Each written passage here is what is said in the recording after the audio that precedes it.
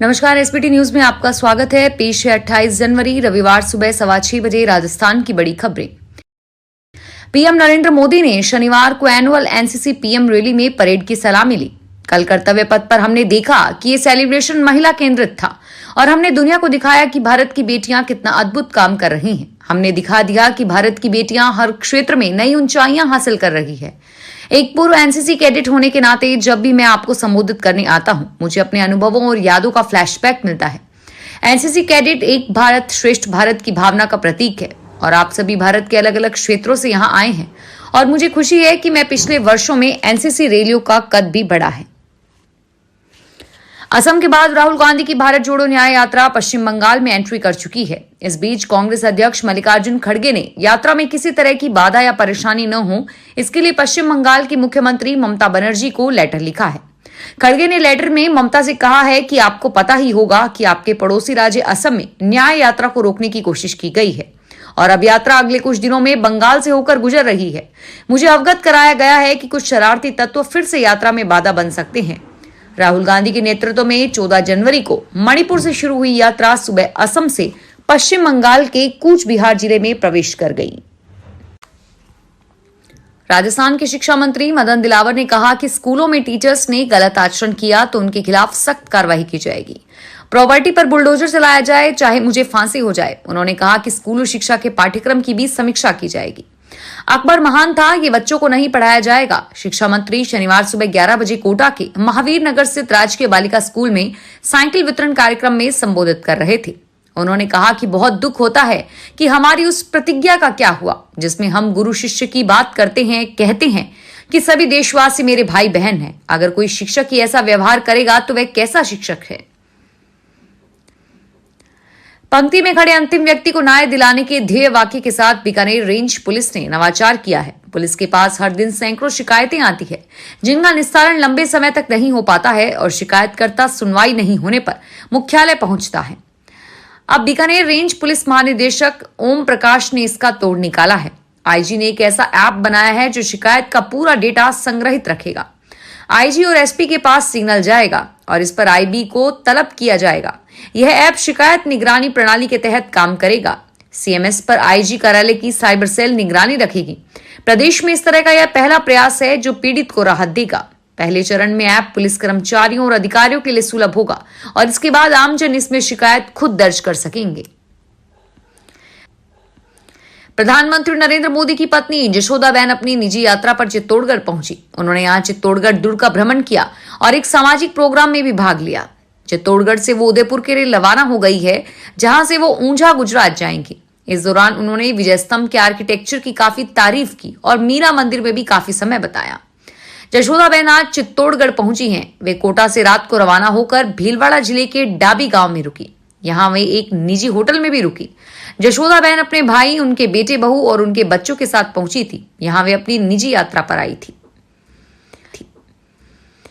लोकसभा चुनाव को लेकर भाजपा ने अपनी तैयारियां तेज कर दी है और इसी बीच पार्टी की ओर से लोकसभा चुनाव 2023 के मद्देनजर राज्य और केंद्र शासित प्रदेशों के लिए चुनाव प्रभारी और सह प्रभारियों की नियुक्ति की गई है।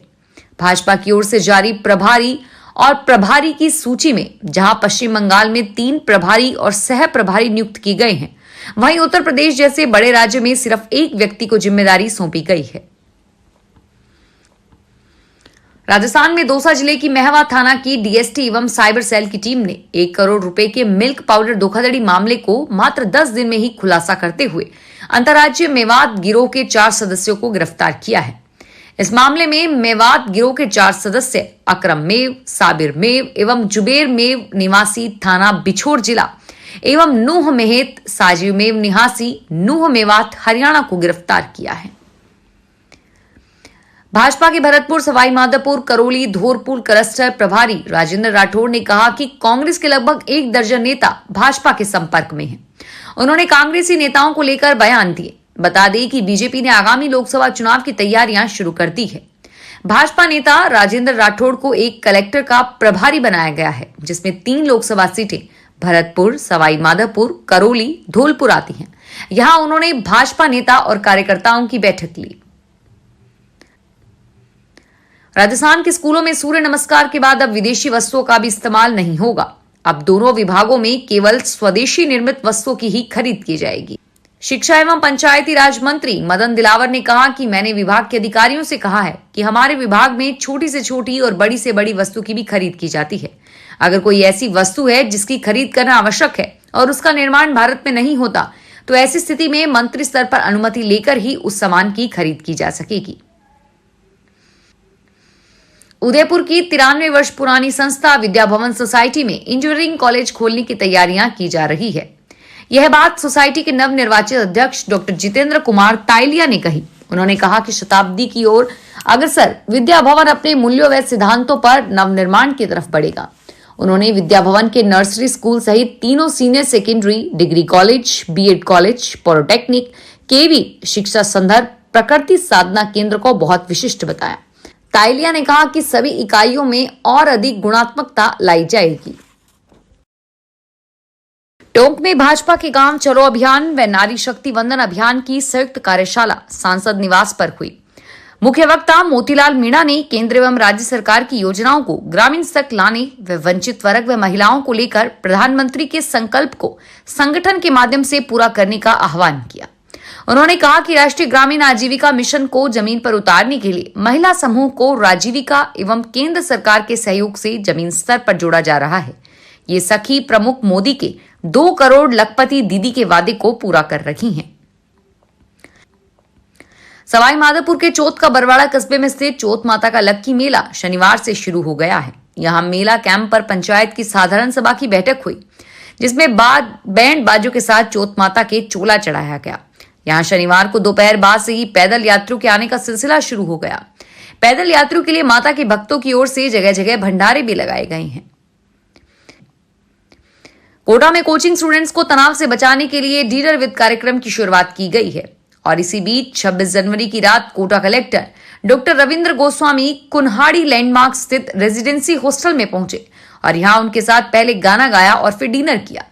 डॉक्टर रविंद्र गोस्वामी ने आज चल के तुझे मैं लेके चलूं एक ऐसे गगन के तले जहां गम भी ना हो और आंसू भी ना हो, बस प्यार ही प्यार, प्यार ही पले सॉन्ग गाया तो बच्चे भी साथ में गुनगुनाने लगे। इस दौरान उन्होंने अपने अनुभव को शेयर करते हुए कहा कि वे भी कोटा आए थे लेकिन मन नहीं लगा तो चले गए।